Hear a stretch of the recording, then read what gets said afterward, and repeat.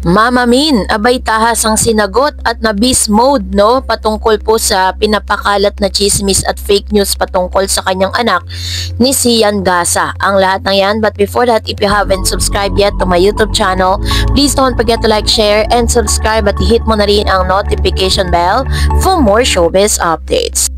Bago tayo magpatuloy, of course, nais ko pong ipabot ang aking pasasalamat sa lahat ng mga legit na nagmamahal sumusubaybay sa mga updates po natin. Maraming salamat sa inyong pagsubaybay at panonood. Thank you so much. At narito na po ang ilan sa mga mainit na news about Catherine Bernardo, kung saan ay naglabas po ang Manila Times at ang Philippine Daily Inquirer ng isang news about sa sagot ni Mama Min sa mga statement na inilabas nitong si Mr. Sian Gasa. Mama Min Bernardo, natapang na ipinagtanggol ang anak na si Catherine laban sa mga chismis at fake news. Sa gitna ng mga usap-usapan at spekulasyon sa social media hinggil sa personal na buhay ni Catherine Bernardo, muling pinatunayan ng kanyang ina na si Min Bernardo ang kanyang matatag na suporta at proteksyon sa anak. Sa isang artikulo ng Manila Times noong April 22, 2025, inilathala ang matapang na pahayag ni Mama Min laban sa mga nakikialam sa kanilang pamilya. Partikular na kay Sian Gasa na kilala sa pagbibigay ng mga controversial na opinion sa showbiz. So, sa pagpapahayag ng ina, sabi niya, thanks but no thanks. Sa artikulong binanggit na tila ang reaksyon ni Mama Min na bukas na lihim si Sian Gasa or bukas na liham ni Sian Gasa sa Facebook ay isang matigas na piece of advice note para po dito kay Mama Min. Pero ang sagot po ni Mama Min is thanks for the piece of advice but no thanks. Ipinakita nito ang kanyang pagtutol sa pakikialam ng iba sa pagpapalaki niya kay Catherine. Ayon sa kanya, walang karapatan ang sinuman, lalo na ang mga self-proclaimed pambansang marites na manghimasok sa kanilang pamilya. Hindi ito ang unang pagkakataon na nagsalita si Mama Min laban sa mga maling impormasyon. Noong Feb 2025, sa isang video na ibinahagi ni Tita Long Gumatay, isang kilalang tagahanga ni Catherine, pinapaalalahanan ni Mama Min ang mga fans na huwag agad maniwala sa mga lumalabas na balita sa social media, bagamat hindi niya direktang tinukoy ang mga issue na lumalabas na ito ay kaugnay ang mga chismis tungkol sa muling pagbabalikan di umano ni na Catherine Bernardo at dating kasintahan na si Daniel Padilla. So, isa-isang post nga nitong si Mr. Sian Gasa, sinabi niya na wag daw parang sinasabi or parang kinukumpara nitong si Sian Gasa si Mama Min dun sa ina ni Miss Sara, no, Sara Geronimo. Kung matatandaan ninyo na si Sara Geronimo po ay talagang pinaghigpitan ng husto ng kanyang ina hanggang sa dumating na parang nagpa-secret marriage po sila ng kanyang husband na si Guidicelli, Matteo Guidicelli. So dahil po dyan is tahasan pong sinagot yan ni Mama Min kasi pinagpipilitan nitong si Sian Gasa na nag-uusap na daw di umano itong si Miss Catherine Bernardo at si Daniel Padilla. So hindi talaga tumigil sa Mama Min, although matagal na po yan, mga ilang weeks na rin ang nakalipas, pero ngayon lang sinagot ni Mama Min. Siguro ngayon niya lang po nakita yung post na yan, ano? Matatandaan, November 2023 kinumpirma ni na Catherine at Daniel ang kanilang paghihiwalay matapos ang 11 years na relasyon. Simula noon, naging sentro ng mga espekulasyon ang kanilang personal na buhay, lalo na't may mga ulat na nagsasabing nagkabalikan na sila. Isa sa mga nagpakalat ng balitang ito ay si Sian Gasa na nagsasabing confirm 99.9% ang muling pagkakaayos ng dalawa. Gayunpaman, wala pang opisyal na pahayag mula kina Catherine at Daniel hinggil sa isyong ito. Sa katribila ng kontrobersyang ito ay nananatili namang matatag ang relasyon ni na Catherine Bernardo at Mama Min. Sa isang bukas na liham ibinahagi ni Catherine sa Instagram noong Enero 20, 2025, inamin niyang hindi perpekto ang kanilang relasyon at nagkakaroon sila ng maraming hindi pagkakaunawaan.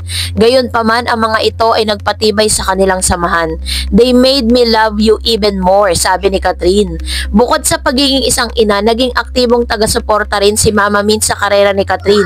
Sa isang emosyonal na sandali, noong contract signing ni Catherine sa ABS-CBN, hindi mapigilan ni Mama Min ang kanyang emosyon habang pinapakinggan ng anak na nagsasalita tungkol sa mga pagsubok na hinarap niya noong 2023. Ipinakita nito ang lalim ng kanyang ugnayan at ang walang sawang suporta ni Mama Min sa anak. So, pinapakita lang dito or pinapatunayan lang ni Mama Min na kung ano man yung mga pangit na balita or mga fake news na lumalabas kay Miss Catherine Bernardo ay naroroon siya para suportahan at ipagtanggol ang kanyang anak. Ito po ay taliwas dun sa mga lumalabas na may misunderstanding si Mama Min at saka si Miss Catherine Bernardo dahil nakapag-desisyon si Catherine na bumukod na pagkatapos niya pong sabihin sa PGT or sa Pilipinas Got Talent na magsasarili na siya ng sarili niyang bahay. So, yun ang mga binasag ni Mama Min bukod dito kay Sian Gasa na tinaguri ang self-proclaimed pambansang marites. Ang mga payag ni Mama Min ay isang paalaala sa lahat na sa kabila ng kasikatan at tagumpay ay may mga artista ay tao rin na may personal na buhay na dapat igalang. Ang kanyang matapang na pagtindig laban sa mga chismis at fake news ay nagpapakita ng kanyang pagmamahal at proteksyon sa anak. Sa panahon ng mabilis sa pagkalat ng impormasyon, mahalagang maging mapanuri at responsable tayo sa pagtanggap at pagbabahagi ng balita. So, dapat po, we should always be careful. Sabi nga, think before you click. So, dahil dyan, narito naman ang ilan sa mga komento at mga reaction po ninyo patungkol naman sa ating latest updates. Unahin natin ang komento mula kay Flowersoon. Sabi niya, siguro sobrang 2 billion ang income sa Hello Love Again, pero marami ang expenses ng Kat din. Taken na si Alden. Parang pangit naman magsama sila ngayon ni Catherine. Iba na lang ang sama ni Kat, Donnie Pangilinan o Joshua Garcia, pwede sila. Yan. So, I think ngayon po pinag-uusapan na yung collaboration na movie nilang dalawa. Pero parang it's too late lang, no? Pagkatapos ng marami mga nangyari, ang dami mga naibalita, mga kasiraan, di ba? Tapos biglang bubuhayin na naman. Yan ang pangit sa showbiz eh. Dapat, no mga panahon na mainit pa ang Kat din, eh talagang tinuloy na nila. Sabi ni Flowerson, ang lakas ng chemistry sa Kat din, kaso lang, ang movie ay pang promo lang. Walang forever, so kawalang ganang manood. Taken na si Alden ngayon, wala ka ng kaamor-amor, panoorin ng Kat din. Buti wala ng movie ang Kat din. Ayan. So, talagang nagsawa na siya. Hindi na siya makapag-antay. Another one, sabi pa niya ulit, sa totoo lang, malakas ang chemistry ng Kat din. Walang katumbas ang Kat din. Sana totoong story ang gagawin nila dahil hindi mawawala ang chemistry sa Kat din. Ano ba talaga? Nawala ba o ano? Pero parang maiba na ngayon dahil taken na si Alden. Parang may gap na sila sa isa't isa. Sana maayos ng teleserye, movie na gagawin ng Kat din. Ano ba talagang gusto mo, Mami Ret? Gusto mo bang matuloy or wag?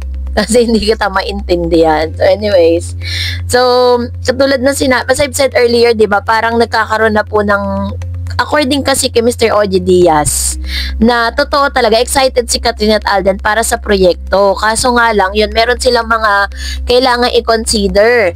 And sabi ni Jubeli Clavikel, sabi niya, simula nung bench passion, hindi na siya nag-post pati story. Lagi ko tinitignan IG ni Miss Kat. Last post niya, yung sa IB, until now, wala pa po talaga. Tahimik si Kat now. Kasi nga busy si Catherine.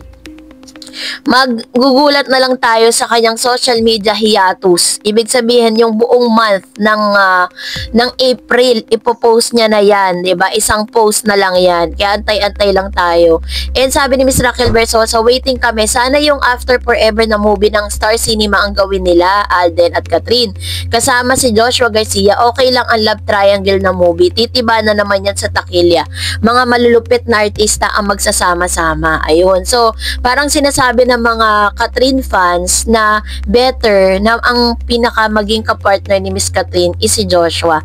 Sabi ni Miss Marisa Roque, lagi kayo magbabakahong ni Alden at Kat para mawala ng sakit sa ulo ng mga maninira sa inyo, Alden and Catherine.